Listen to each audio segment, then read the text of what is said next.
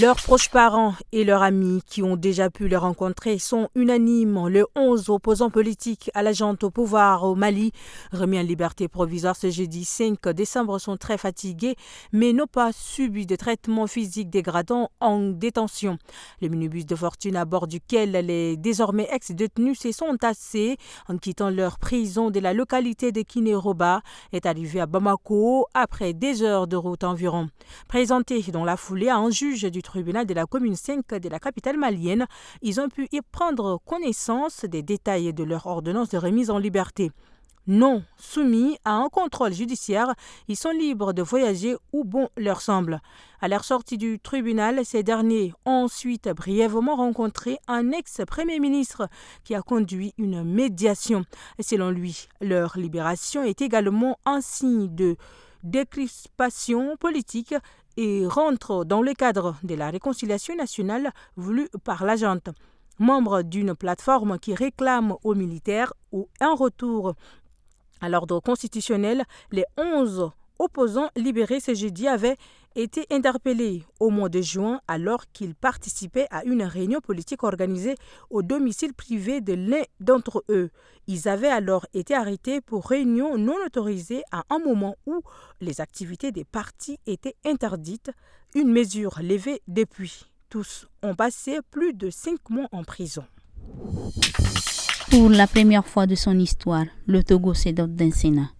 Prévu depuis plusieurs années, la création d'une chambre haute au Parlement n'avait jamais été mise en place jusqu'à présent. Après une campagne prévue du 17 au 31 janvier, les 2 tiers de sénateurs seront élus par les conseillers régionaux et municipaux pour un mandat de 6 ans renouvelable le 2 février prochain. Le tiers restant sera lui désigné par le président Faure Gnassingbé. Selon les textes de la nouvelle constitution promulguée au mois de mai dernier, et toujours contestée par une partie de l'opposition et de la société civile. Les sénateurs seront chargés d'examiner les projets de loi en première instance avant de les transmettre aux députés. L'installation du Sénat est l'une des dernières étapes de la mise en place des institutions de la 5e République togolaise. Une fois qu'elle sera effective, les 2 chambres du Parlement voteront pour élire un président de la République dont le rôle ne sera qu'honorifique. La fonction du président du Conseil, qui concentre l'essentiel des pouvoirs, reviendra au chef du parti majoritaire à l'Assemblée.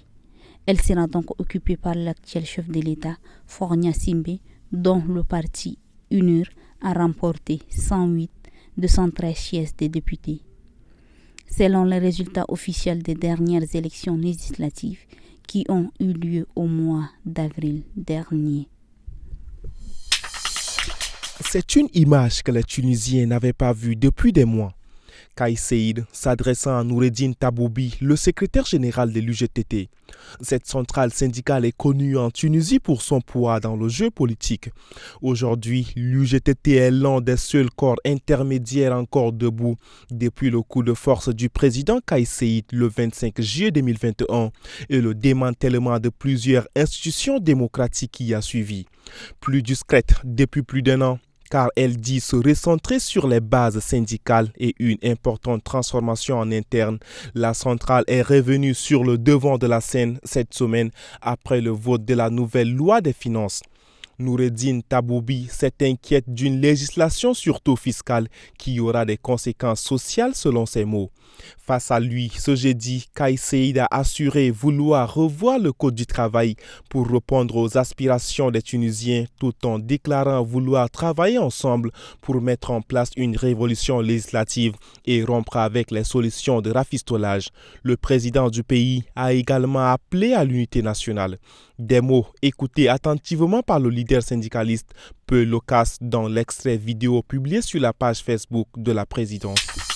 Chaque jour, des milliers de Sud-Coréens se réunissent en centre-ville ou devant l'Assemblée nationale pour réclamer la démission du président Yoon Suk-yeol, écrit notre correspondant à Séoul, Celio Fioretti. De plus en plus isolé, il pourrait bien vivre ces dernières heures en tant que chef d'État. Son propre parti a annoncé ce matin voter en faveur de la motion de destitution samedi 7 décembre. Une décision qui intervient après les révélations selon lesquelles le président Yoon aurait ordonné l'arrestation d'opposants mardi soir, y compris au sein de son propre camp.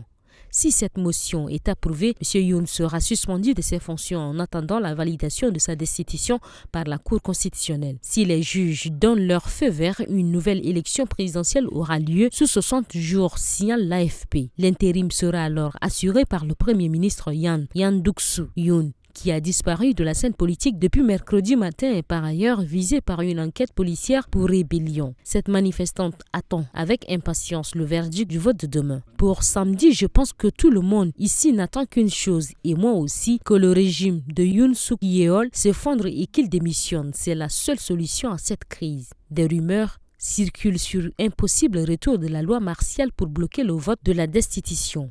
Mais les chefs d'état-major ont indiqué refuser tout nouvel ordre de la part du président pour protéger le pays. 3 hauts gradés de l'armée sud-coréenne ont été suspendus pour leur participation aux opérations pendant l'éphémère loi martiale, a également annoncé vendredi le ministère de la Défense. Il s'agit du commandant militaire de Séoul, de celui des forces et de celui du contre-espionnage, a indiqué le ministère dans un communiqué repris par l'AFP. Le secrétaire d'État américain Anthony Blinken s'est dit confiant quant à la résilience démocratique de la Corée du Sud lors d'un premier entretien avec son homologue sud-coréen. Depuis le coup de force du président, Blinken a parlé avec le ministre des Affaires étrangères. Il a salué la levée de la loi martiale, exprimé sa confiance quant à la résilience démocratique de la Corée du Sud et a réaffirmé l'engagement sans faille des États-Unis dans notre alliance, a écrit sur X le porte-parole du département d'État Matthew Miller.